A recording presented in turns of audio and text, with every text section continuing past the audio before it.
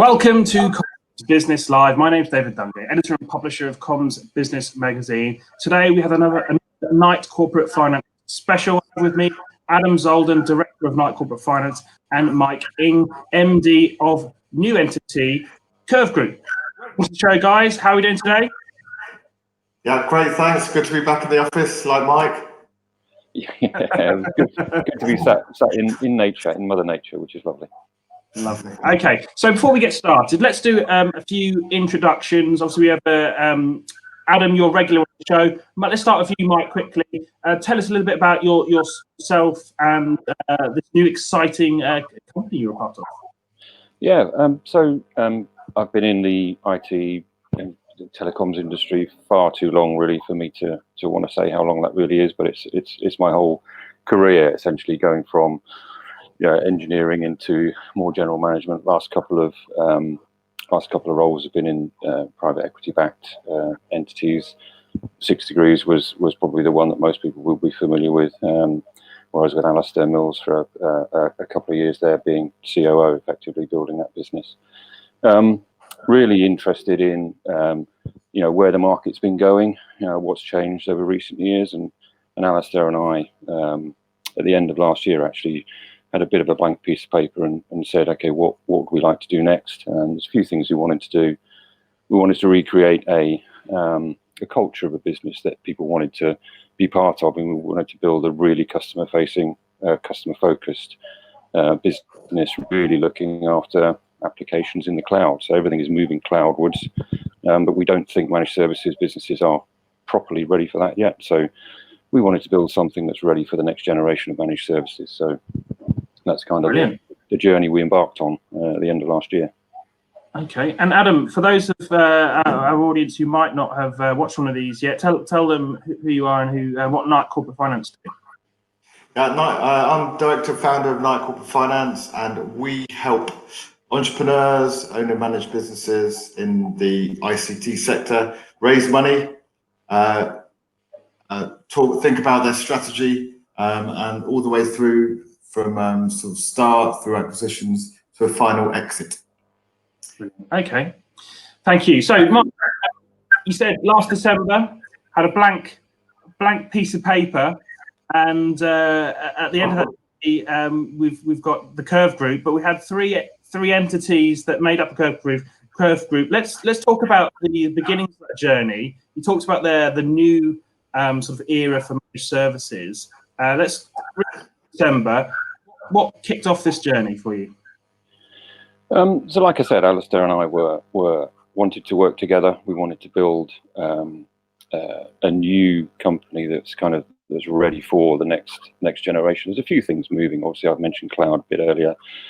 I think businesses are now expecting much more from their technology in terms of an end-to-end improvement in how their own employees work and how their customers perceive them.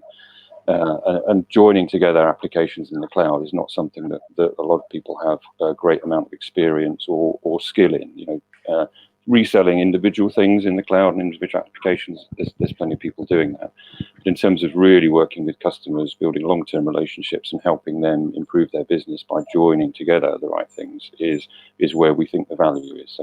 So we wanted to build something that's effectively that next generation of service provider with a much more rich interaction with customers. For us, it's the thing that can easily get neglected as you're trying to build and scale a company is the customer experience, and we're really focused on that at the heart of the business. So we want to build long-standing customer relationships where they trust us and they come to us and ask us to help with their strategy, and we can help them stay current, because technology is just increasing. The pace of technology change is increasing. It's much easier for people to be in the cloud, to start new things in the cloud. You get new feature releases, frankly, whether you want them or not, on your SaaS applications. And so you need to get somebody to help you leverage that.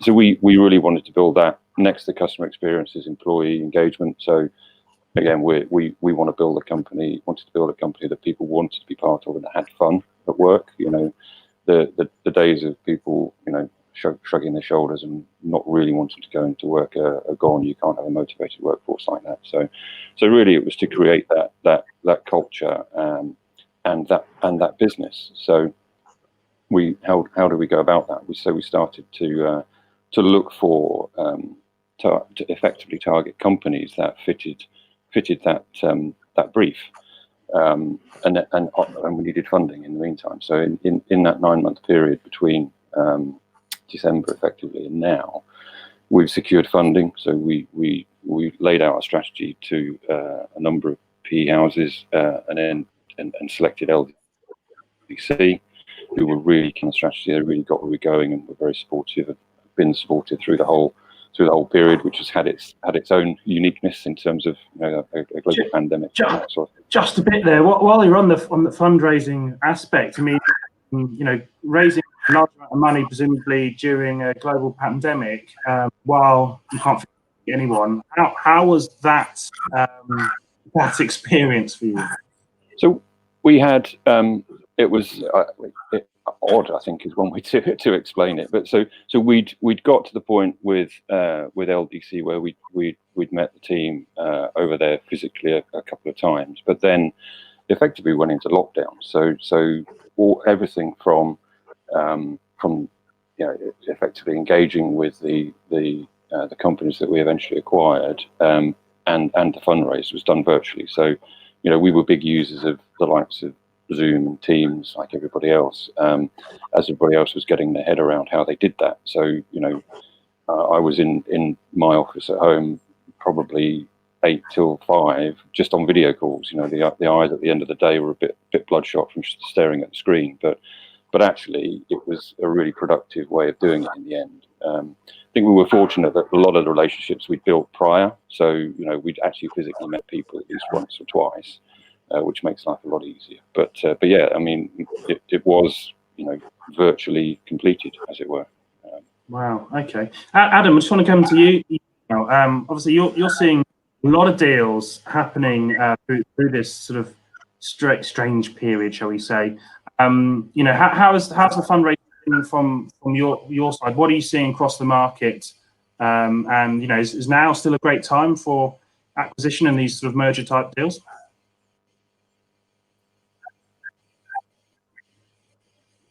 You there, Adam?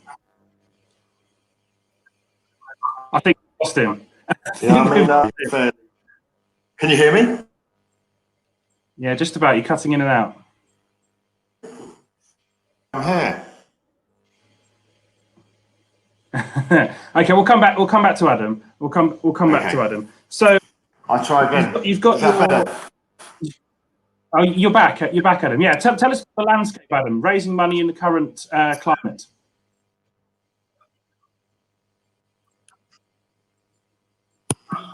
It's frozen again. It's gone again.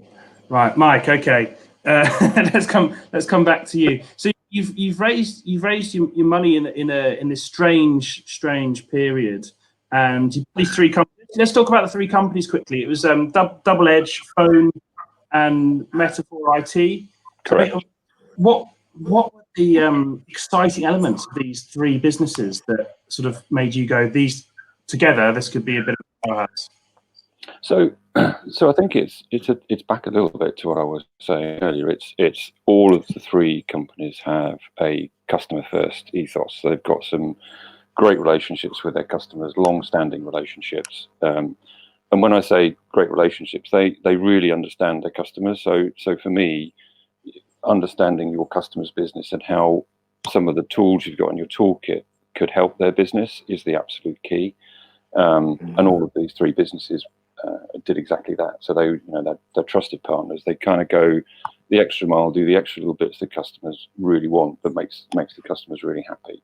So that was point number 1. Really, is they've got the right customer engagement model that we want to continue with as a group. Secondly, they've all been very successful as a result of that in terms of growing, healthily growing, and the cultures of the business, as I mentioned earlier, were similar in terms of they're kind of a work hard, play hard set of people that are all really aligned with where they want to be and are all fully behind making the customer successful and hence making the business successful. So cultural fit for us is a really key thing because again, the the people that are in the business will reflect on the customer experience and hence the success of the business. So and then you align that with the fact they're very complementary in terms of services they offer. The combination of the three of them, effectively, we've seen one of the things we were talking about with before COVID actually happened is how disruptive something like Teams would be in the marketplace, because it properly converges things that used to live in different silos. So, you know, the back office of Office 365 and the Microsoft stack, and then the connectivity and UC capabilities were always never really together. They were kind of provided by different providers with expertise in both. Now those things are coming together, in a way that, the customers just not want to they're going to want to have two providers. They want one person to do the whole thing for them. So we very much saw that in terms of a direction of travel, and actually COVID has just accelerated that. So the combination of these three gives us, some great UC capability, contact center capability, some great back office capability, and seeing massive growth in the Azure, people moving into Azure and really adopting more of the Microsoft stack, and then some compliance capability in some of our financial services. From DoubleEdge are differentiated services in there. So you add the combination of those three together, and we can cross sell into our customers quality services that are of value to them. That's really the essence of the combination of why it's really powerful. Yeah. Okay, Adam, have we got you back? Yes, we can hear you finally. I don't know what happened. I could hear you fine, and I was looking good on the screen, so I'm not sure what happened. Anyway, when technology works, it's brilliant, isn't it? So, Adam, let's come back to you. I mean, we were speaking earlier before the call about the number of deals that you've seen go through during the pandemic sort of lockdown time. Mike was saying there he went through that fundraising process during this time, managed to get everything remotely, which is fantastic. I mean, to give us your spin on what's happening more broadly across the market, is now a good time to be raising money and acquiring businesses? So the sector is proving fairly COVID proof in terms of sort of M&A, corporate finance, fundraising, and so on. So we've completed 8 deals since lockdown at the end of March, which is it's a sign of exactly how resilient the sector's been, and how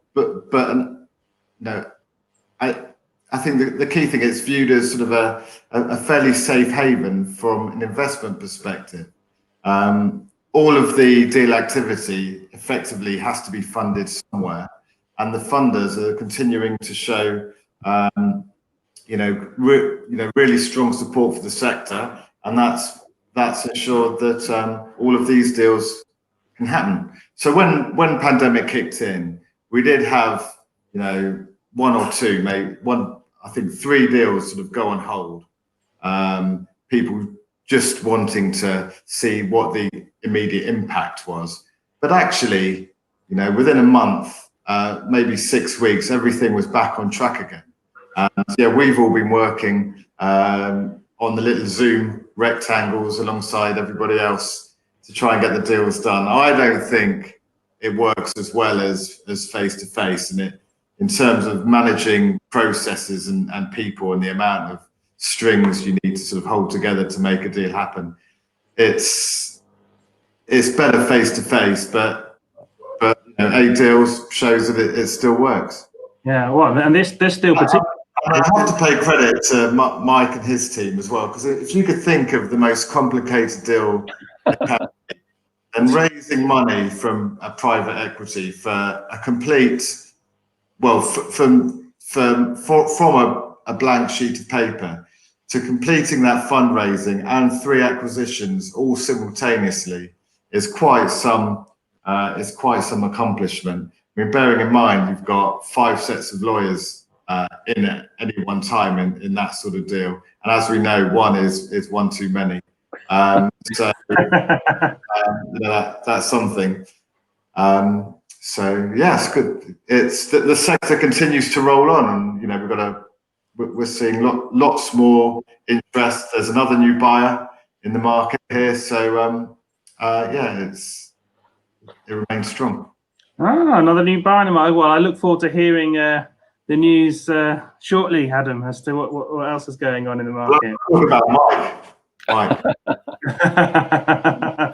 So Mike, tell us, what from this point onwards. Obviously, we've had the global pandemic, which is, as you say, it's just seems to have accelerated trends that were already happening. You mentioned Microsoft Teams there, Azure services.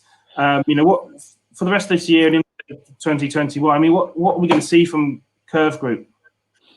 So what you'll see us pulling together more end-to-end solutions. So we're at the point of hiring a lead on Teams to really push into that marketplace with a coherent offering to customers that builds on the great back office capability of Teams, but adds better UC functionality. So taking some of the in-house capability from the guys at Foehn and their Voxevo product, and actually integrating that with Teams to come up with something that uses all the back end plumbing, as I would call it, but in a really, really user-friendly way, and there's nothing like that on the market at the moment. So we're going to develop that, get that out, and really build on the adoption of Teams, and people really trying to figure out how do I best use that in the business. And alongside that, obviously, we'll be cross-selling to our customers. We'll be having discussions about their strategy, their roadmaps, and then doing further development from there. There's also, as Adam alluded to, there's also the potential for a couple more acquisitions to happen, during this calendar year, potentially, to build on the base that we've got. So really, it's development. It's integration of our culture and our approach. We've had our first cross sale within the first 2 weeks of being a group entity, which is fantastic, and it really just speaks to the fact that if you've got a great relationship with your customer and you've got something else of value that they want, they will buy it from you, and that's the thing is maintaining that customer trust will enable us then to deploy more things that are of value to them. Sure. So clearly, you've made a big bet on Teams there. I mean, just Chris, I'm interested on your view on this. Is Teams going to be one of those market killers for the sort of telephony space? Is it? I don't think it will be a killer, but I think it will be. So Microsoft is some people love them, some people hate them, but you can't deny that they're in most businesses on the planet, and there's a lot of Microsoft estate that lots of customers don't actually leverage fully. So I think as they start to realize the capability, they will want to use it more. So there will still inevitably be other providers, and it's not to say that Teams is going to be the only thing that exists. It just happens to be, I think, probably the easiest opportunity for us to go at, the first one to go at, to kind of prove the business model. And then if that works, then we could well end up with other collaboration tools in the kit bag as well. Our intention is not to be a vendor aligned business. So if something comes on in 2 years' time that it comes along on the rails and is knocks Teams into a cocked hat, then we will be deploying that for our customers. We're very much a vendor agnostic provider. So it's horses for courses. It's the best application at the time, and we just happen to think that Teams, because of the embedded base, the fact that it's included in many licenses that enterprise has already got, you kind of get it for free. If you can properly leverage that and then put a great UC user interface on it, then there's a great opportunity right here and now for us. So that's kind of where we are. It's not, I don't for a moment think that Teams will be the only thing that exists in 2 years' time. I just think there'll be a good embedded base of it. Yeah, absolutely. Okay, lovely. So Adam, leave our viewers with some knowledge, some wisdom. There might be business out there sitting there. Should I be looking at acquisitions, selling, raising some funds? What kind of things should they be thinking about? I mean, I'd say what I always start at the end, work out actually where you want to go. I mean, interesting thing. So we didn't work for Kerv. We advised two of the acquisitions, two of the targets that Kerv acquired, and one of them in particular was Foehn. And I'd been talking to James, who's the who's the main shareholder there for a number of years. And over a year ago, we were talking about aspirations and planning, and we ran our vendor assist process, which is sort of an initial dry run due diligence, and at the end, other than sort of giving the business a clean bill of health for a deal, also comes out with a fairly strong valuation. And so he knew what his aspirations were for his business, and the vendor assist said, well, actually, you're there or thereabouts. But then again, he was sort of caught in two minds as to whether he'd want to exit now because he's still fairly young, whether he wanted to carry on. And the interesting thing about the Kerv deal is that it gave him a nice hybrid effect, in that he was able to realise some of the wealth he had locked up in the business, but also he's sort of staying on and has a stake in the ongoing role. So it just works really well for him, and sort of similar for Steve at DoubleEdge as well. But the reason that they were able to say, yes, this is the right deal for us, is because they had a good idea in their minds of what their ambitions were, what they needed to get from their business and what they wanted to achieve. So that is always a starting point, and then effectively we can help sort of mold a strategy around that. Yeah. So they're really all options really are open to. Absolutely. Yeah, brilliant. Okay, look, guys, we're sort of running out of time there. I'd like to thank you both very much, Mike and Adam, for joining me today. Go forth, enjoy the rest of your day, and I hope you felt in this excruciating heat we're experiencing right now. Thank you very much. That's why I'm in the office. It's air conditioned. It's beautiful. Okay, take care, guys, and thank you for watching. My name is David Dungay, editor and publisher of Comms Business Magazine. You've been watching Comms Business Live.